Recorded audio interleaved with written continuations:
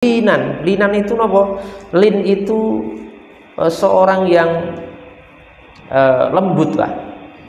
Jadi orang yang mengajak kepada kebaikan, orang sing ajak dumateng kebaikan kepada ketaatan menika syaratnya harus lembut. Harus apa? Lembut. Linan. Ya, lembut. Jangan sampai mutakabbiron, jangan sampai takabur, sombong, wala fawdhon ghalidhon, dan jangan sampai kaku dan keras. Harus lembut. Tutur katanya lembut, perilakunya lembut. Nek ngomong lembut. Ampun keras-keras. Pokoknya sing lembut. Selembut sutra gitu. Selembut apa? Sutra. Karena sifat rendah hati dan lembut itu merupakan akhlakun Nabi sallallahu alaihi wasallam, akhlakipun Nabi Muhammad sallallahu alaihi wasallam. Allah Subhanahu wa taala berfirman wonten Al-Qur'an, Pak. Allah Subhanahu wa taala berfirman, "Fa bima rahmatin minallahi lintalahum walau kunta fawdhan ghalidhal qalbi lan faddu min haulik." Hanya dengan rahmat dari Tuhanmu, ya, fa bima rahmatin minallahi lintalahum, maka kamu Muhammad bisa berlaku lemah lembut kepada mereka, orang-orang kafir Quraisy, orang-orang musyrikin. Jadi Nabi Muhammad menika berdakwah waktu itu kepada orang-orang musyrikin, Pak, kepada orang-orang kafir.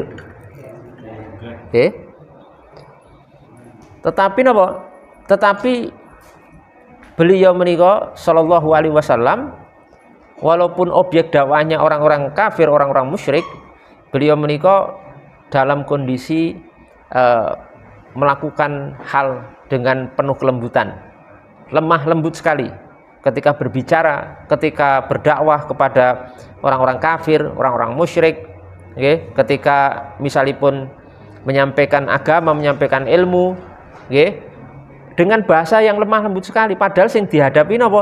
Yang dihadapi orang kafir, yang dihadapi orang musyrik, dihadapi masyarakat jahiliyah. Niku lemah lembut sekali bahasanya. Tidak gampang menghakimi, tidak gampang menyalahkan, tidak gampang menyesatkan, tidak gampang menerakakan orang. Apalagi saat ini kulon jenengan menika menawi dakwah, mendakwahi orang Islam, yang didakwahi kaum muslimin, bukan musyrikin, Pak. Gitu, bukan orang-orang kafir. Objek dakwah kulon jenengan itu semuanya napa? Kaum muslimin. Harusnya lebih lembut lagi. Karena Nabi Muhammad SAW saja mendakwahi orang-orang non muslim, orang-orang kafir, orang-orang musyrikin waktu itu dengan cara dan akhlak yang sangat lembut sekali. Makanya kan kemudian dakwah Nabi Muhammad SAW ini kok mudah diterima. Karena apa? Ya karena lemah lembut, Pak. Padahal orang-orang Arab kafir Quraisy waktu itu orang-orang yang sangat keras sekali. Karakternya ini kok keras, Pak. Orang-orang kafir Quraisy ini keras sekali. Tapi bisa kalah dengan Nabi Muhammad SAW. Kalahnya apa? Bukan kalah dalam hal kekuatan, tenaga, peperangan, betul. Karena kelembutan beliau Shallallahu Alaihi Wasallam itu yang menyihir mereka, yang akhirnya simpati kepada Islam, itu sebabnya karena kelemah lembutan Nabi Muhammad Shallallahu Alaihi Wasallam. Karena orang niku akan cenderung lebih mudah menerima ketika dilembuti daripada dikasari, daripada kerasi. Coba kita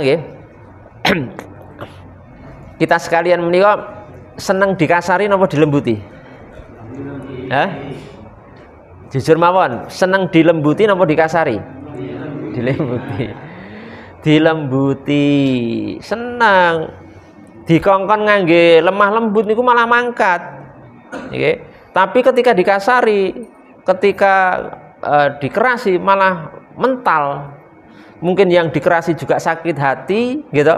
Sakit hati mboten nek dikerasi jenengan. Sakit hati. Mungkin seminggu ra mari, kadang telung sasi nggih mboten mari, mergo dikerasi. Tapi dilembuti niku malah gampang. Karena ketika dilembuti niku orang akan menjadi sandra, Pak. Sandra kula jenengan. Kita bisa menguasai orang itu bukan dengan kekerasan tapi dengan kelemah lembutan, sebagaimana disebutkan oleh Allah Subhanahu wa taala di sini tentang akhlaknya baginda Rasul Muhammad Shallallahu alaihi wasallam ketika berdakwah kepada orang-orang kafir Quraisy waktu itu. Bahkan Allah mengatakan walau kunta faddan ghalidhal qalbi, seandainya kamu itu keras dan kaku atau kaku dan keras hati, lang faddu min haulik, maka mereka orang-orang kafir Quraisy waktu itu akan apa? Akan pergi darimu, akan menjauh dari kamu wahai Muhammad sallallahu alaihi wasallam. Jadi orang kafir Quraisy itu mendekat kepada Nabi Muhammad karena lin, karena sikap lembut. Lin niku napa to? Lin niku layyin, niku layyinul qaul. Ucapane lembut, perilakune bukan hanya ucapan, perilakune juga lembut. Nek nutup jendela krek, nutup pintu mak crek, bles, bles. Waduh ya dakwahe bubar ngoten nggih. Nek nyapu ya alon-alon, nggih to? Nek ngekon kancane dirangkul alus, nggih. Lisannya juga lembut. Pak, nyun pangapunten.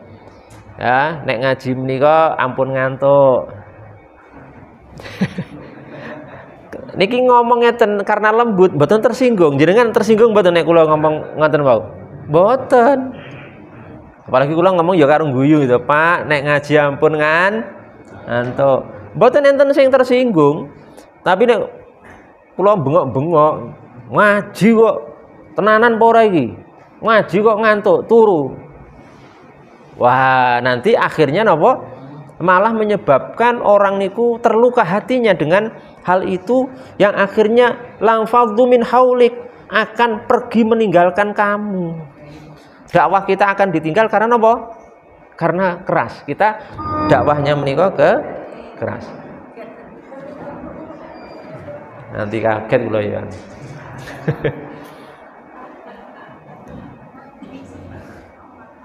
Paham nggih? Paham mboten iki? Alhamdulillah nggih pun menyala mikrofonnya. Nanti kula entek suarane ngomong buanter niku Ibu ngomong. Ora cucuk iki.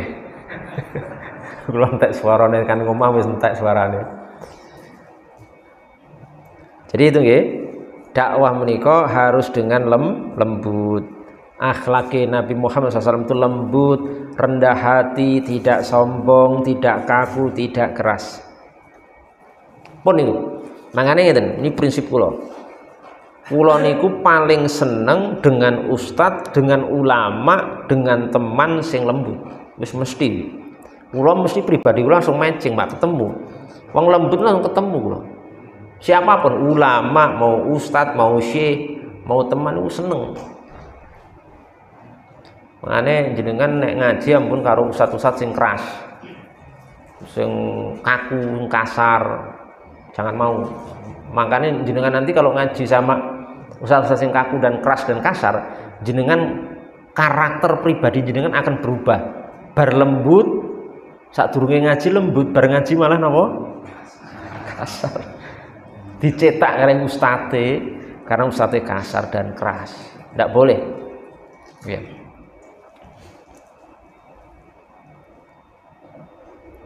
Nabi Muhammad Shallallahu Alaihi Wasallam niku pernah napa? Pernah diberi pakaian oleh seorang sahabat. Pakaian niku pakaian mahal, Pak. Mahal, pakaian mewah lah. Kemudian setelah menikah belum dipakai, niku pun dihampiri oleh Arab Badui, terus diminta pakaian menikah. Carane Badui menikah meminta dengan bahasa yang sopan. Napa? Wahai Rasulullah, kok pakaian yang Anda itu bagus sekali. Akhirnya napa? Paham Rasulullah bahwasanya Arab Badui itu pengen pakaian beliau, langsung diberikan. Tanpa marah, tanpa kata-kata keras, langsung diberikan. Makanya di zaman itu banyak orang-orang kafir Quraisy yang kemudian masuk Islam disebabkan terhipnotis oleh kelembutan dan kemuliaan akhlaknya Nabi Muhammad Shallallahu Alaihi Wasallam. Maka kula jenengan harus menampilkan sebagai seorang muslim nggih, bapak-bapak, ibu-ibu, apalagi pun ngaji panjenengan harus menampilkan akhlak yang lembut, akhlak yang baik, akhlak yang mulia di hadapan kaum muslimin, bahkan di hadapan orang-orang kafir yang nantinya nopo bisa jadi mereka itu terpikat kepada Islam karena penampilan kebaikan yang kita suguhkan kepada mereka.